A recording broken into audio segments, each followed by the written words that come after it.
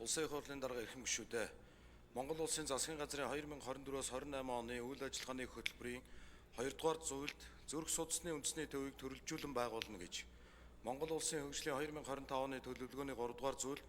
зүрх судасны үндэсний төвийг барих гэж тус заасан. Үүний дагуу засгийн газраас дээрх төслийг Европын сэргээн босголтын банк, хөгжлийн банкны 34.9 сая $, зээл болон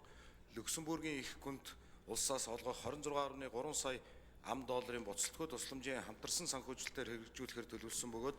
улсын их хурлын эдийн засаг, төсөв болон аюулгүй байдал гадаад бодлогын байнгын хороодод танилцуулж зээлийн хэлэлцээрт гарын үсэг зурх эрх олгох ерөнхий сайдын захирамжийн төслийг дэмжснээр 2025 оны 10 дугаар сарын 29-ний өдөр зээлийн гэрээнд гарын үсэг зураад байна. Төслийн хүрээнд 120 ортой тусгай зориултын зүрх судасны эмнэлгийн барилгыг шинээр барьж тоног төхөөрөмжөөр бүрэн ханган ашиглалтанд оруулах бөгөөд төсөл хэрэгжснээр зүрх судасны төрөлцсөн нарийн мэргэжлийн тусламж үйлчилгээний хүртээмжийг 2 дахин нэмэгдүүлж жил бүр өсөн нэмэгдэж байгаа зүрх судасны өвчлөл нас баралтын хэмжээг бууруулах өндөр ач холбогдолтой болно.